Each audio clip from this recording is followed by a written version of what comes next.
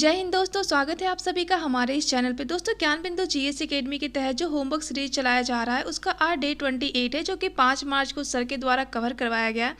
तो चलिए इस वीडियो में हम लोग इसे कवर करते हैं। इससे पहले अगर आप मेरे चैनल पे नए हो तो प्लीज़ चैनल को सब्सक्राइब कर लेना, और ये वीडियो आपको कैसा लगता है कमेंट में आप लोग ज़रूर बताइएगा, और वीडियो को लाइक और शेयर करना बिल्कुल मत भूलिएगा। दोस्तों, जितने भी होमवर्क है ना और सारे PDF आपको मेरे टेलीग्राम पे आपको मिल जाएंगे, तो जाइए जाके टेलीग्राम को आप लोग ज्वाइन कीजिए, और प्लीज़ ज़्यादा से ज़्यादा आप लोग सपोर्ट कीजिएगा जिससे मैं ये टेस्ट आपके लिए करवा सकूं। तो चलिए आज का हम लोग स्टार्ट करते हैं। आज डे 28 है। पहला क्वेश्चन है कि प्रथम बोडोलैंड महोत्सव का आयोजन कहाँ और किसके द्वारा किया गया। ध्यान रखिएगा, अभी हाल ही में नई दिल्ली में संस्कृति मंत्रालय के द्वारा प्रथम बोडोलैंड महोत्सव का आयोजन किया गया। ठीक है, नई दिल्ली में के प्रगति मैदान में इसका आयोजन किया गया। देखिए, नई दिल्ली से आप ध्यान रखिएगा कि अभी हाल ही में रायसीना डायलॉग हुआ था, तो वो भी नई दिल्ली में हुआ था। अगर 2+2 वार्ता की बात करते हैं तो वो भी यहीं पे हुआ था।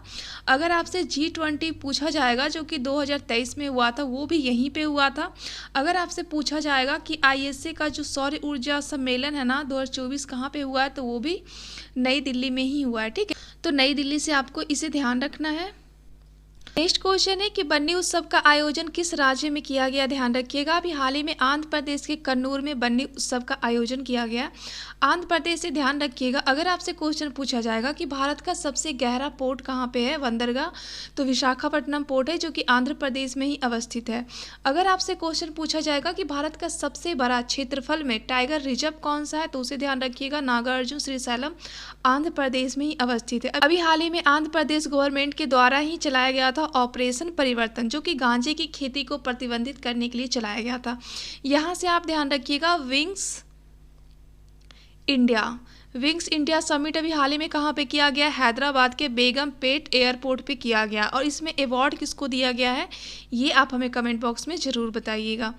नेक्स्ट क्वेश्चन है कि पहला अंतर्राष्ट्रीय सौर महोत्सव का आयोजन कहाँ पे किया गया। ध्यान रखिएगा, अभी हाल ही में नई दिल्ली में अंतर्राष्ट्रीय सौर गठबंधन के द्वारा इसका सम्मेलन का आयोजन किया गया है। अगर हम लोग ISA की बात करते हैं, इसकी स्थापना 2015 में होता है पेरिस समझौता के तहत। ठीक है, भारत और फ्रांस ने मिल के करा था, तो उसे ध्यान रखिएगा। और ये कॉप कौन से होते हैं, तो COP 21 में होता है जो कि फ्रांस के पेरिस में हो रहा था। और ISA का मुख्यालय कहाँ पे है, तो गुरुग्राम है। ध्यान रखिएगा कि कोई अंतर्राष्ट्रीय संस्था यही है जिसका मुख्यालय इंडिया में है, तो वो कौन सा है, वो ISA हो जाएगा। ठीक है, तो उसे ध्यान रखिएगा।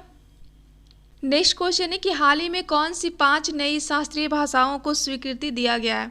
देखिए, अभी हाल ही में 5 नई शास्त्रीय जो भाषा है ना उसको कहा गया कि हम शास्त्रीय भाषा के रूप में उसको मान्यता देते हैं, तो उसे ध्यान रखिएगा। मराठी, पाली, प्राकृतिक, असमिया और बंगाली। इसे आप लोग रट जाइएगा दोस्तों, क्योंकि ये क्वेश्चन एग्जाम में फिक्स है, आएगा ही आएगा। बात अगर करते अभी तो 5 दिया गया था ना, पहले से भी 6 शास्त्रीय भाषाएँ थे। पहला दिया गया था तमिल को 2004 में, उसके बाद संस्कृति को 2005 में, फिर कन्नड़ 2008 और तेलुगु 2008, मलयालम को 2023 में, और ओडिया को 2014 में शास्त्रीय भाषा के रूप में दर्जा दिया गया था। तो 6 पहले था, 5 अभी हो गया, टोटल 11 हो गया है। तो उसे ध्यान रखिएगा क्योंकि यहाँ से एग्जाम में क्वेश्चन आपके बन सकते हैं। बात अगर हम लोग शास्त्रीय नृत्य की करते हैं, जो कि भारत में कितने शास्त्रीय नृत्य, ध्यान रखिएगा 9 है। कहीं कहीं पे आपको 8 भी मिलेगा क्योंकि छऊ को कहीं कहीं पे ऐड नहीं किया गया है, लेकिन आप 8, 9 दोनों ध्यान रखिएगा। ठीक है, टोटल 9 कितने हैं इसे आप लोग देख लीजिए एक बार। पहला ध्यान रखिएगा भरतनाट्यम, जो कि तमिलनाडु का नृत्य है। दूसरा कथक, जो कि उत्तर भारत का है। तीसरा आपका हो जाएगा केरल का 2 नृत्य हो जाएगा, एक कथकली हो जाएगा और एक मोहिनी अट्टम हो जाएगा। नेक्स्ट आपका मणिपुरी हो जाता है, जो कि मणिपुर का नृत्य है। एक ओडिया है जो कि उड़ीसा का नृत्य है। एक आपका हो जाएगा सत्रिया, जो कि असम का नृत्य है, और ये एग्जाम में SI में पूछा हुआ है। ठीक है, तो उसे भी रट लीजिएगा। और एक कुचिपुड़ी हो जाएगा जो कि आंध्र प्रदेश का है। बात अगर हम लोग छऊ की करते हैं, जो कि लेटेस्ट नई वाली है, और ये पूर्वी भारत का नृत्य है। ठीक है, तो इतने सारे नृत्य आपको रटने हैं क्योंकि एग्जाम में वो क्वेश्चन आए हुए हैं। नेक्स्ट क्वेश्चन है कि 21वां और 22वां दिव्य कला मेला का आयोजन क्रमशः कहाँ पे किया गया है। ध्यान रखिएगा, अभी हाल ही में दिव्य कला मेला का आयोजन किया गया था। 21 वाला तो जबलपुर में किया गया था और 22 वाला नई दिल्ली में किया गया था। ठीक है, तो ये काफ़ी इंपॉर्टेंट है दोस्तों, इसे ध्यान रखिएगा। नई दिल्ली से आपको ध्यान रखना है, ISA का भी अभी हाल ही में यहीं पे आयोजन किया गया था। रायसीना डायलॉग यहीं पे होता है, 2+2 वार्ता भी यहीं पे होता है। ठीक है, तो ये काफ़ी इंपॉर्टेंट है, ध्यान रखिएगा। नेक्स्ट क्वेश्चन है कि हाल ही में NCERT के द्वारा इतिहास में सिंधु सभ्यता के किस स्थल के अवशेष को शामिल किया गया। ध्यान रखिएगा, अभी हाल ही में राखी गढ़ी को NCERT के पाठ्यक्रम में शामिल किया गया है। बात अगर हम लोग सिंधु सभ्यता की करते हैं तो इसकी खोज 1921 में दयाराम साहनी के द्वारा किया गया था। सबसे पहला स्थल कौन सा खोजा गया था? हड़प्पा खोजा गया था। उसके बाद 1922 में मोहनजोदड़ो को खोजा गया था रखालदास बनर्जी के द्वारा। देखिए, हड़प्पा जो है ना वो रावी नदी के तट पे है और वहीं पे मोहनजोदड़ो जो है वो सिंधु नदी के तट पे। अगर आपसे क्वेश्चन पूछा जाएगा कि चनहुद्रो किस नदी के तट पे, ध्यान रखिएगा वो भी सिंधु नदी के तट पे है। आपसे क्वेश्चन पूछा जाएगा कि सिंधु घाटी सभ्यता के सबसे बड़े स्थल कौन से हैं, तो ध्यान रखिएगा मोहनजोदड़ो, जिसको मृतकों का टीला भी कहा जाता है।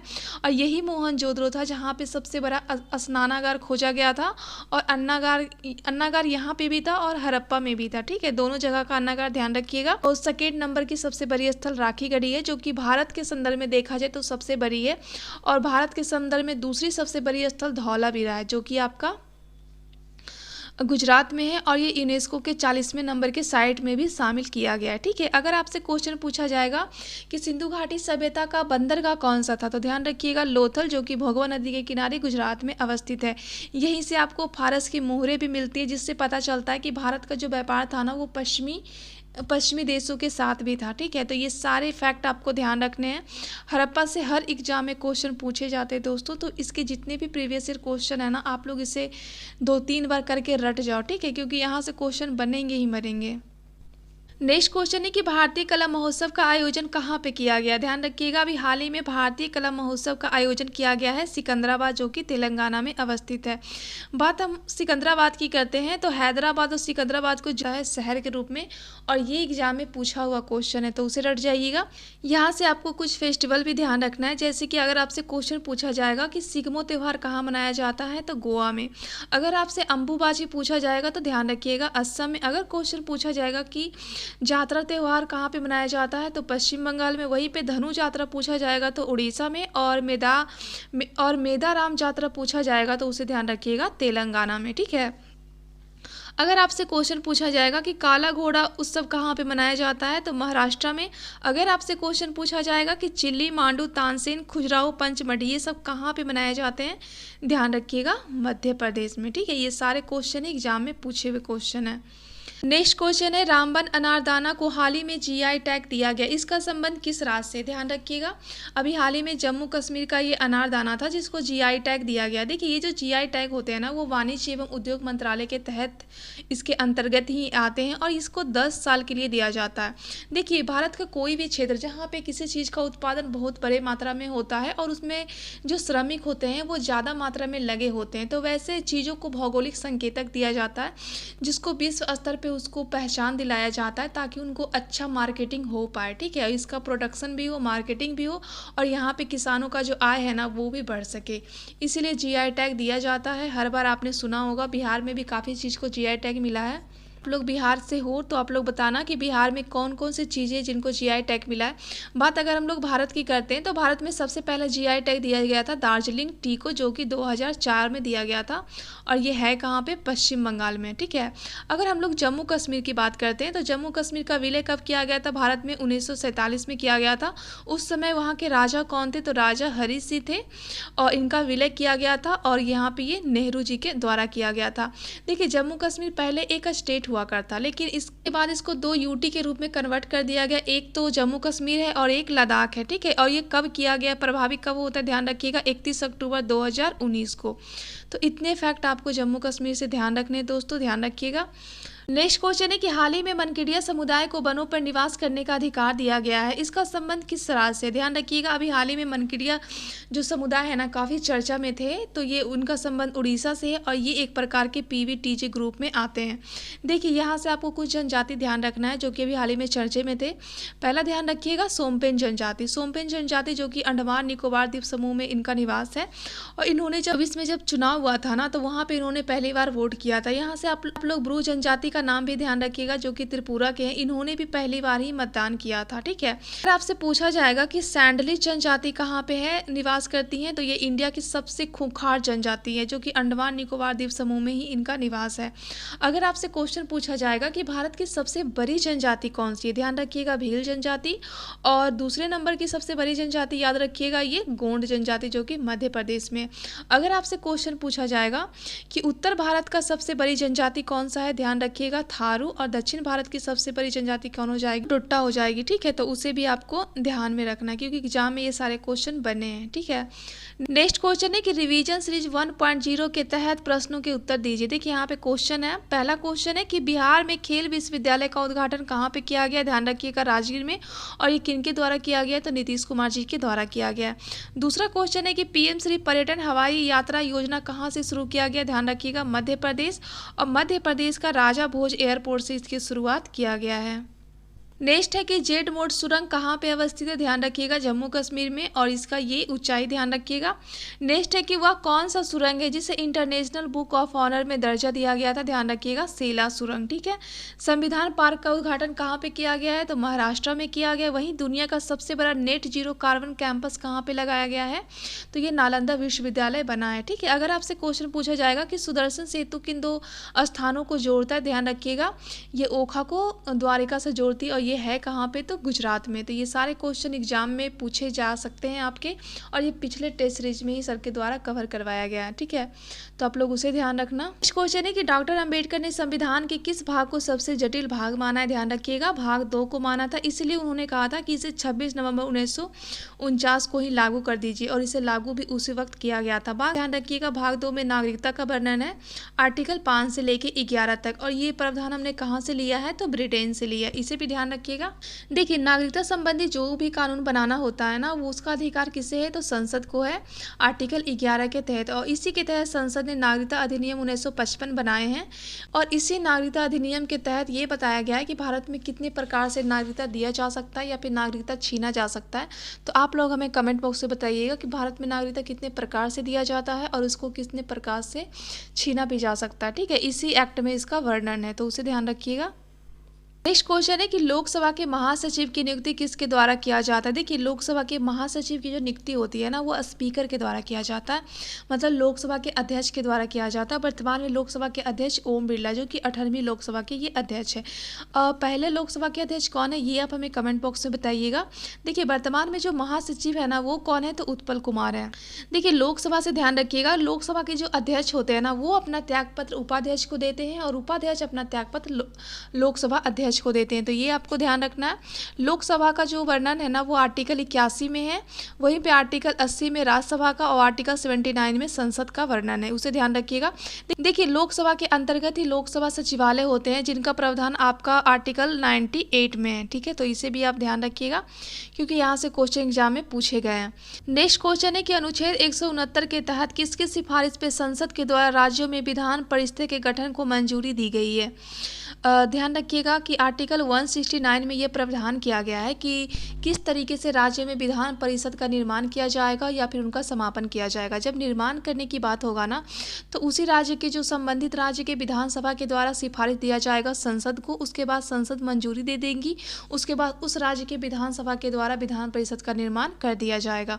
अगर विधानसभा की करते तो ध्यान रखिएगा भाग 6 के अंतर्गत आर्टिकल 168 से लेके 212 तक के जो आर्टिकल है ना वहाँ पे राज्य का प्रावधान किया गया, जहाँ पे आर्टिकल 168 कहता है कि किस तरीके से राज्य में विधान मंडल होंगे, इसमें कौन कौन से सदस्य होंगे, विधानसभा होंगे, विधान परिषद होंगे और राज्यपाल होंगे। ध्यान रखिएगा कि वर्तमान में जो 28 राज्य हैं ना वहाँ पे सिर्फ 6 ही ऐसे राज्य हैं जहाँ पे विधान परिषदें पाई जाती है, तो 6 का 6 राज्य आपको रट जाना है। पहला ध्यान रखिएगा आंध्र प्रदेश, दूसरा तेलंगाना, तीसरा महाराष्ट्र, चौथा कर्नाटक, पांचवा यूपी और छठा आपका बिहार हो जाएगा। ये जो 6 राज्य है ना वो जो आपको रट जाना है। ठीक है, तो इसे ध्यान रखिएगा।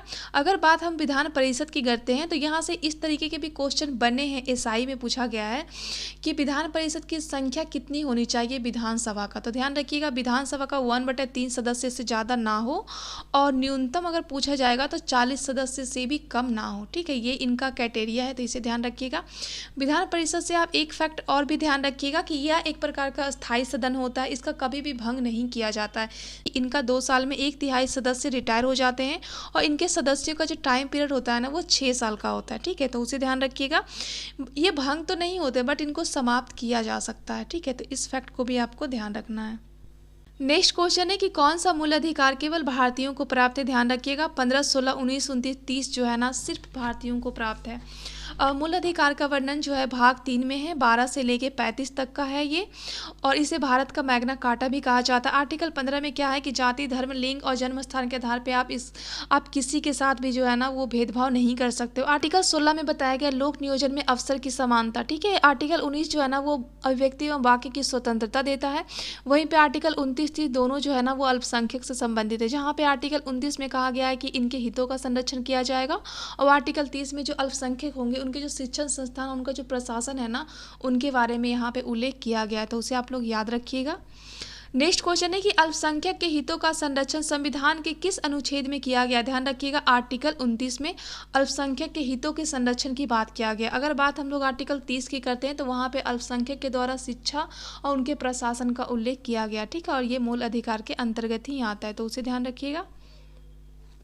नेक्स्ट क्वेश्चन है कि किस संविधान संशोधन के द्वारा लोकसभा में राष्ट्रपति द्वारा 2 सदस्यों के मनोनयन को समाप्त कर दिया गया था। देखिए अभी हाल ही में 104वां संविधान संशोधन होता है 2020 में, वहाँ पे ये प्रावधान किया गया है कि जो लोकसभा में जो 2 सदस्य को मनोनीत किए जाते थे और राज्य के विधानसभाओं में भी आंग्ल समुदाय को मनोनीत किया जाता था राष्ट्रपति के द्वारा आर्टिकल 331 के द्वारा, तो ये प्रावधान जो है ना उनको समाप्त कर दिया, क्योंकि भारत में इनको 2 सीटें दे दो और इनकी जनसंख्या भी काफ़ी कम थी, तो इसीलिए ये प्रावधान समाप्त कर दिया गया। और साथ ही साथ यहाँ पे ये भी प्रावधान किया गया कि जो SC ST के लिए जो आरक्षण दिए जाते हैं लोकसभा में या फिर विधानसभा में, उनकी संख्या को 10 साल के लिए बढ़ा दिया। ठीक है, तो इसे भी ध्यान रखिएगा।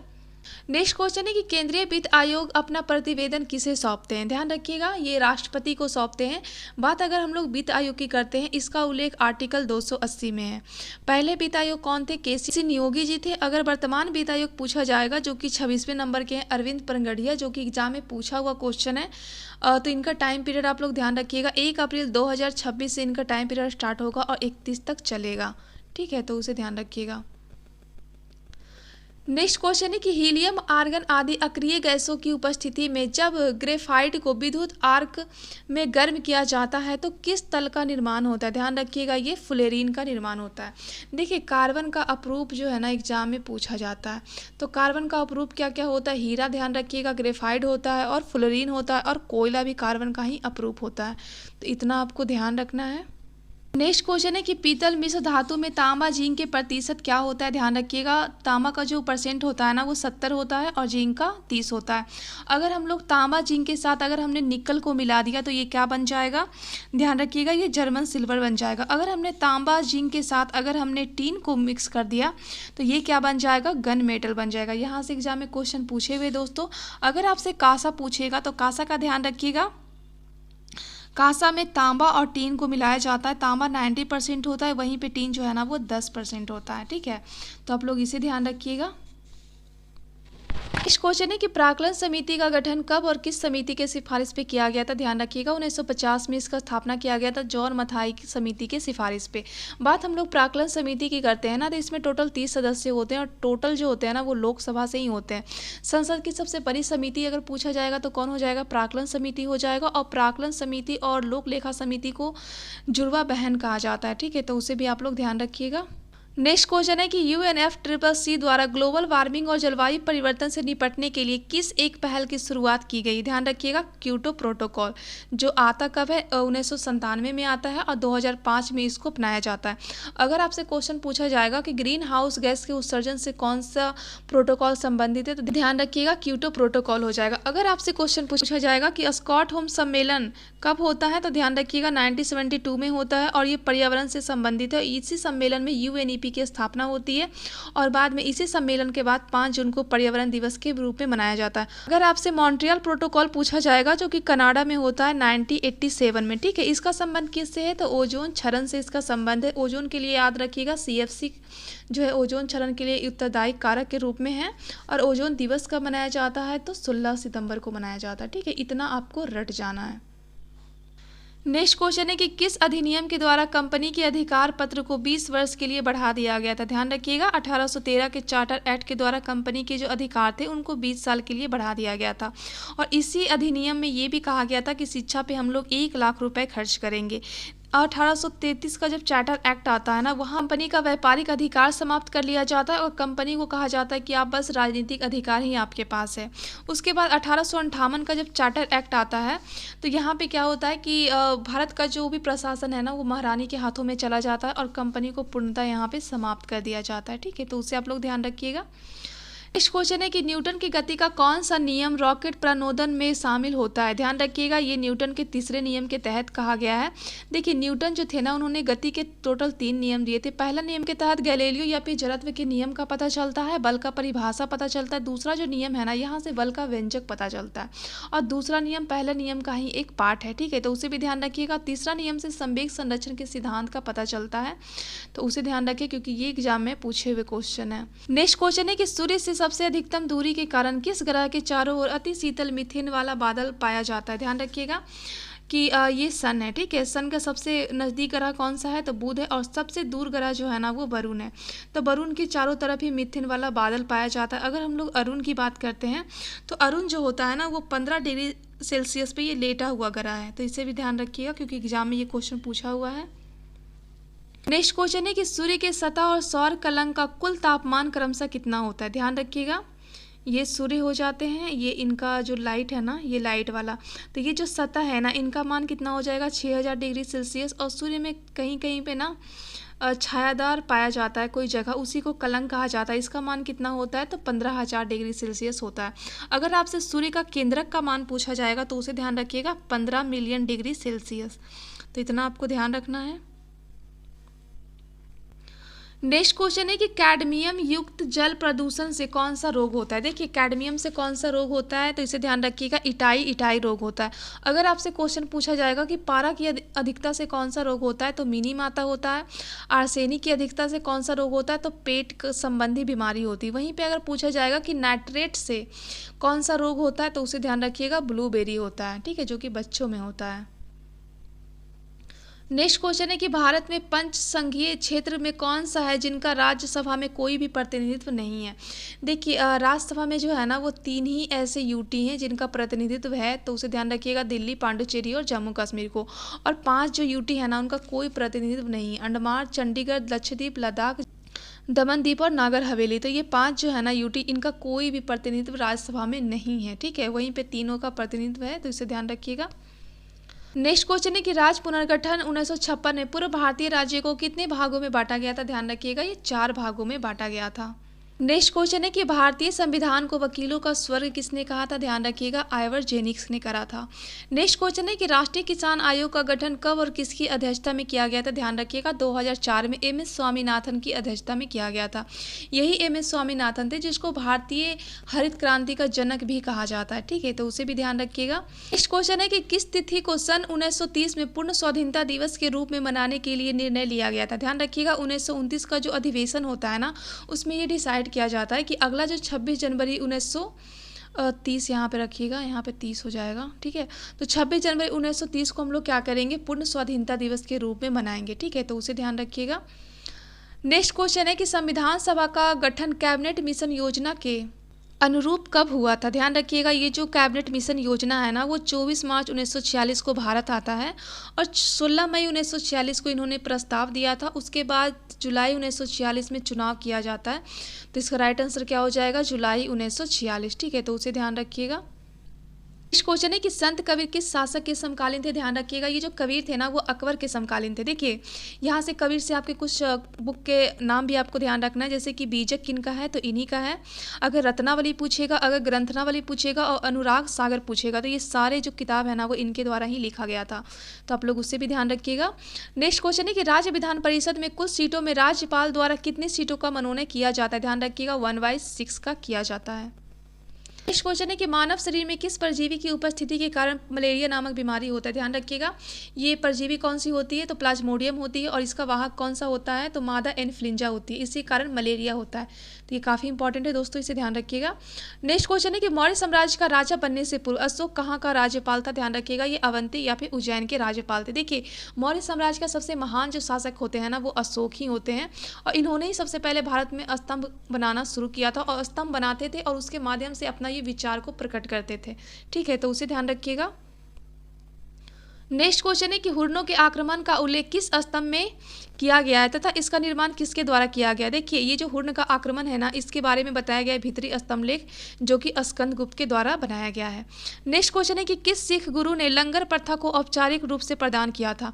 देखिए ये जो लंगर प्रथा है ना इसको शुरू गुरु नानक देव के द्वारा किया गया था, लेकिन इसको स्थायी रूप कहा गया था गुरु अंगद देव के द्वारा। उन्होंने कहा था कि हम इसको स्थायी कर देते हैं, लेकिन अगर आपसे औपचारिक पूछेगा ना तो ध्यान रखिएगा गुरु अमरदास के द्वारा इनको औपचारिक रूप से प्रदान किया गया था। बात अगर हम लोग अमरदास की करते हैं तो इनसे ध्यान रखिएगा कि अकबर इन्हीं से मिलने के लिए इनके गढ़ गए थे, और वहाँ पे उन्होंने 500 गांव दान दिए थे इनकी बेटी को, और बाद में इनकी बेटी के जो हस्बैंड होते हैं ना रामदास, जो कि अगले गुरु बनते हैं, तो वो जाके फिर अमृतसर शहर की स्थापना करते हैं। ठीक है, तो उसे भी ध्यान रखिएगा।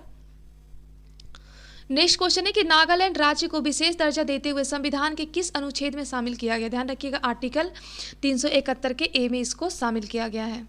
नेक्स्ट क्वेश्चन है कि निम्नलिखित कथनों में से कौन सा कथन सही है। देखिए यहाँ पे सही कथन पूछा जा रहा है। पहला कथन है कि सभी धन विधेयक वित्त विधेयक होते हैं।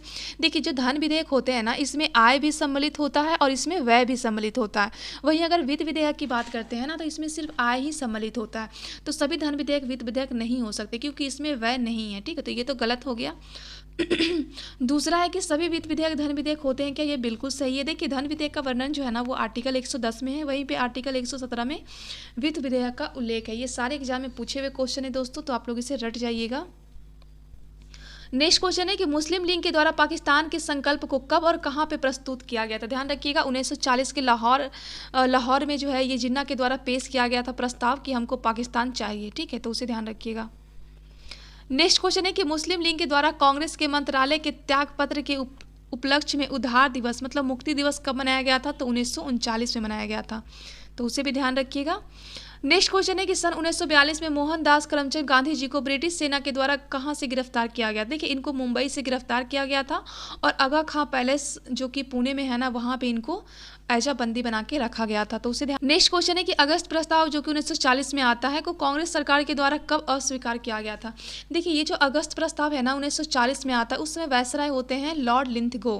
ठीक है, इन्हीं के द्वारा आता भी है, और 1940 में इसको समाप्त भी कर दिया जाता है क्योंकि कांग्रेस इसको एक्सेप्ट नहीं करती, लेकिन मुस्लिम लीग कहती है कि नहीं हमको स्वीकार है, तो उसे भी ध्यान रखिएगा। नेक्स्ट क्वेश्चन है कि किस योजना का उद्देश्य भारत की स्वतंत्रता के लेकर भारतीय राष्ट्रीय कांग्रेस और मुस्लिम लीग के बीच गतिरोध का हल करना था। ध्यान रखिएगा कैबिनेट मिशन जो कि 1946 में आती है। देखिए इसमें टोटल 3 सदस्य होते हैं। लॉर्ड पेंथिक लॉरेंस, इनका संबंध किससे था, भारत सचिव थे, और स्टेफर्ड क्रिप्स जो कि व्यापार बोर्ड के अध्यक्ष थे, और एबी अलेक्जेंडर जो कि नौसेना मंत्री थे। देखिए दोस्तों ये जो है ना क्वेश्चन ये आपका बिहार जो बीपीएससी है ना वहाँ पर पूछा गया है, तो आप लोग इसे रट जाना क्योंकि ये क्वेश्चन एग्जाम में आए हुए हैं। ठीक है, नेक्स्ट क्वेश्चन है कि 6 सितंबर 1943 को जापानी प्रमुख तोपों ने घोषणा किया कि जापान ने कुछ द्वीपों को आज़ाद हिंद की अंतरिम सरकार को सौंपने का निर्णय लिया। ये द्वीप कौन से थे। देखिए जापान के द्वारा जो है ना वो 6 सितंबर 1943 को ये घोषणा किया गया था कि हम अंडमान निकोबार द्वीप समूह को हम दे किसे रहे हैं, सुभाष चंद्र बोस जी को दे रहे हैं। ठीक है, तो इन्होंने घोषणा किया था। सुभाष चंद्र बोस से ध्यान रखिएगा कि इन्होंने 2 नारे दिए थे जो कि एग्जाम में काफ़ी इंपॉर्टेंट है। तुम मुझे खून दो मैं तुम्हें आज़ादी दूंगा, और दिल्ली चलो। देखिए दिल्ली चलो का तो एसआई में पूछा हुआ है, तो इसे तो आप लोग रट जाइएगा। इनसे एक चीज़ और आप ध्यान रखिएगा, 1938 का हरिपुरा अधिवेशन और 1939 का आपको ध्यान रखना है त्रिपुरा अधिवेशन। इसके बाद ही वे 1939 में जाके फॉरवर्ड ब्लॉक की स्थापना भी करते हैं, तो ये भी आप ध्यान रखिएगा। नेक्स्ट क्वेश्चन है कि सन 1943 में इंडियन नेशनल आर्मी में महिला रेजिमेंट की स्थापना किसके द्वारा किया गया था। ध्यान रखिएगा, ये सुभाष चंद्र बोस जी के द्वारा किया गया था और इस रेजिमेंट का नाम क्या रखा गया था, लक्ष्मीबाई रेजिमेंट रखा गया था। इसकी पहली महिला अध्यक्ष बनाई गई थी लक्ष्मी सहगल को। ठीक है, तो इनका नाम भी आपको रट जाना है। नेक्स्ट क्वेश्चन है कि 1942 में महात्मा गांधी के द्वारा भारत छोड़ो आंदोलन का आह्वान कहां से किया गया था। ध्यान रखिएगा, इन्होंने महाराष्ट्र के ग्वालियर, टैंक, वर्धा और महाराष्ट्र तीनों से करा था, तो उसे ध्यान रखिएगा। नेक्स्ट क्वेश्चन है कि सन 1942 में जब क्रिप्स मिशन भारत आया तो उस समय इंग्लैंड के प्रधानमंत्री कौन थे। ध्यान रखिएगा, विंस्टन चर्चिल थे। नेक्स्ट क्वेश्चन है कि भारतीय राष्ट्रीय कांग्रेस के किस आंदोलन से ही देशी रियासतों ने स्वतंत्रता आंदोलन को समर्थन देना प्रारंभ कर दिया था। ध्यान रखिएगा, 1938 का हरिपुरा अधिवेशन, जो कि सुभाष चंद्र बोस जी के द्वारा किया गया था। नेक्स्ट क्वेश्चन है कि निम्नलिखित में से कौन सी पुस्तक सही सुमेलित। देखिए यहाँ पे सही सुमेलित पूछा गया है। इंडिया डिवाइडेड की बात करते हैं तो ये राजेंद्र प्रसाद जी के द्वारा लिखा गया था। इंडियन विंस फ्रीडम, जो कि मौलाना अब्दुल कलाम आज़ाद। इंडियन स्ट्रगल, जो कि सुभाष चंद्र बोस। ये देखिए, ये इसका सही हो जाएगा। अगर अनहैप्पी इंडिया की बात करते हैं तो लाला लाजपत राय के द्वारा लिखा गया था। ठीक है, तो इसे रट लीजिएगा क्योंकि ये क्वेश्चन जो है ना एग्जाम में पूछा हुआ है, सारे बुक का पूछा हुआ है, तो आप लोग सारे रट जाइएगा। नेक्स्ट क्वेश्चन है कि आईएनए के युद्ध बंदियों पे कौन सा मुकदमा चलाया गया था। ध्यान रखिएगा, दिल्ली के लाल किले का ये मुकदमा चलाया गया था 1945 में। ठीक है, काफ़ी इंपॉर्टेंट है दोस्तों, इसे ध्यान रखिएगा। और यहाँ पे जो वकील बनाया गया था ना, वो भोला भाई देसाई को बनाया गया था। ठीक है। नेक्स्ट क्वेश्चन है कि अंतरिम सरकार का गठन कब और किसके द्वारा किया गया था। ध्यान रखिएगा, 2 सितंबर 1946 को नेहरू जी के द्वारा अंतरिम सरकार का गठन किया गया था। नेक्स्ट क्वेश्चन है कि किस सभापति ने जवाहरलाल नेहरू के बाद 15 अगस्त 1947 को मध्य रात्रि को संसद को संबोधित किया था। ध्यान रखिएगा, डॉक्टर सर्वपल्ली राधाकृष्णन के द्वारा किया गया था। नेक्स्ट क्वेश्चन है कि 2026 की जनगणना भारत की 16वीं जनगणना है, तो कौन से वर्ष भारत की पहली जनगणना हुई थी। ध्यान रखिएगा, 1881 में लॉर्ड रिपन के टाइम में किया गया था। नेक्स्ट क्वेश्चन है कि सन 2000 को जनगणना नीति के तहत किस वर्ष तक भारत की जनसंख्या को अस्थायित्व करने का लक्ष्य रखा गया। ध्यान रखिएगा, 2045 तक। नेक्स्ट है कि भारत में कौन सा जनगणना वर्ष जनसांख्यिकीय महाविभाजन वर्ष कहा जाता है। ध्यान रखिएगा, 2021 को जो है वो विभाजन वर्ष कहा जाता है। अगर लघु विभाजन वर्ष पूछा जाएगा तो 1951। ध्यान रखिएगा, जाति आधारित जनगणना 1931। ध्यान रखिएगा। नेक्स्ट क्वेश्चन है कि जनगणना 2011 के अनुसार भारत के अन्य राज्यों की तुलना में किस राज्य की जनसंख्या अपेक्षाकृत कम है। ध्यान रखिएगा, सिक्किम की, और अगर सबसे ज़्यादा पूछा जाएगा तो यूपी का। ध्यान रखिएगा। नेक्स्ट क्वेश्चन है कि भारत का जनगणना 2011 के अनुसार किस आयु वर्ग या उससे अधिक की आयु का कोई भी व्यक्ति जो किसी भी भाषा को समझ सकता है, पढ़ सकता है, लिख सकता है, उसे हम साक्षर कहते हैं। तो 7 साल से 7 साल के बाद जो भी व्यक्ति होंगे जो पढ़ सकते हैं, लिख सकते हैं, उनको हम लोग साक्षर कहेंगे। ठीक है, कोई भी लैंग्वेज में। नेक्स्ट क्वेश्चन है किस पुस्तक में पहली बार जनगणना का शब्द का उल्लेख किया गया था। ध्यान रखिएगा, चाणक्य का अर्थशास्त्र, और यहीं पे उन्होंने राज्य के लिए सप्तांक सिद्धांत भी दिया था, तो उसे भी ध्यान रखिएगा। नेक्स्ट क्वेश्चन है कि भारतीय संविधान के किस अनुच्छेद के अनुसार एक नियंत्रक और महालेखक परीक्षक होगा जिसकी नियुक्ति राष्ट्रपति के द्वारा हस्ताक्षर और मुहर वाले वारंट द्वारा किया जाएगा। ध्यान रखिएगा, कैग, इनका वर्णन आर्टिकल 148 से 151 तक का है। ठीक है। नेक्स्ट है कि कैग का कार्यालय पहली बार किस अधिनियम के द्वारा स्थापित किया गया था। ध्यान रखिएगा, 1858 के अधिनियम के तहत। नेक्स्ट क्वेश्चन है कि भारत के नियंत्रक या महालेखक परीक्षक की नियुक्ति कौन करता है। तो कैग की नियुक्ति राष्ट्रपति के द्वारा किया जाता है। नेक्स्ट है कि भारत में कैग का पद किस देश से लाया गया है। तो ध्यान रखिएगा, ब्रिटेन से। नेक्स्ट क्वेश्चन है कि भारत के नियंत्रक या महालेखक परीक्षक की रिपोर्ट का परीक्षण कौन करता है। देखिए, ये जो रिपोर्ट है ना, वो सौंपते राष्ट्रपति को, लेकिन परीक्षण लोक लेखा समिति करते हैं। ठीक है। नेक्स्ट क्वेश्चन है कि कौन सा आंदोलन सुधार प्रस्ताव भारतीय राष्ट्रीय कांग्रेस द्वारा अस्वीकार कर लिया गया था परंतु मुस्लिम संघ के द्वारा इसको स्वीकार कर लिया गया था। तो अगस्त प्रस्ताव को, जो कि 1940 में आता है। नेक्स्ट क्वेश्चन है कि भारत का सर्वोच्च लेखा परीक्षण संस्थान कौन सा है। ध्यान रखिएगा, कैग। नेक्स्ट क्वेश्चन है कि कैग के संबंध में कौन सा कथन सही है। पहला कथन है कि कोई भी मंत्री सदन का कैग का प्रतिनिधित्व कर सकता है, बिल्कुल गलत है। दूसरा है कि कैग के वेतन भत्ते संचित निधि पर आधारित होती है। देखिए, दूसरा ही सिर्फ इसका राइट आंसर हो जाएगा। नेक्स्ट क्वेश्चन है कि भारत के नियंत्रक एवं महालेखक परीक्षक की सेवा व शर्तें कौन निर्धारित करता है। ध्यान रखिएगा, संसद के द्वारा। भारत का नियंत्रक एवं महालेखक परीक्षक अपनी रिपोर्ट किसे सौंपते हैं। तो ये राष्ट्रपति महोदय को सौंपते हैं। नेक्स्ट क्वेश्चन है कि दादरी पशु मेला कब और कहां पे आयोजित किया जाता है। ध्यान रखिएगा, कार्तिक महीना में बलिया में इसका आयोजन किया जाता है। वहीं पे राजहंस पर्व कहां मनाया जाता है। आंध्र प्रदेश में। खुजराहो नृत्य कहां मनाया जाता है। तो मध्य प्रदेश में। नेक्स्ट है कि द्वीप पर्यटन महोत्सव कहाँ मनाया जाता है, ध्यान रखिएगा अंडमान निकोबार द्वीप समूह में। नेक्स्ट क्वेश्चन है कि भारत का कौन सा मेला हिंदू मुस्लिम एकता का प्रतीक है, ध्यान रखिएगा मेरठ का नौचंडी मेला। दोस्तों यहाँ पे मैंने आपका 75 क्वेश्चन कवर करवा दिया है। तो ये वीडियो आपको कैसा लगा कमेंट बॉक्स में जरूर बताइएगा और प्लीज़ ज़्यादा से ज़्यादा आप लोग मेरे चैनल को सपोर्ट कीजिएगा ताकि ये टेस्ट सीरीज मैं आपके लिए ला सकूँ। और जितने भी होमवर्क है ना और जितने भी PDF है मेरे टेलीग्राम पर आपको मिल जाएंगे, तो जाइए जाके टेलीग्राम को ज्वाइन कीजिए। तो चलिए मिलते हैं हम लोग नेक्स्ट वीडियो में।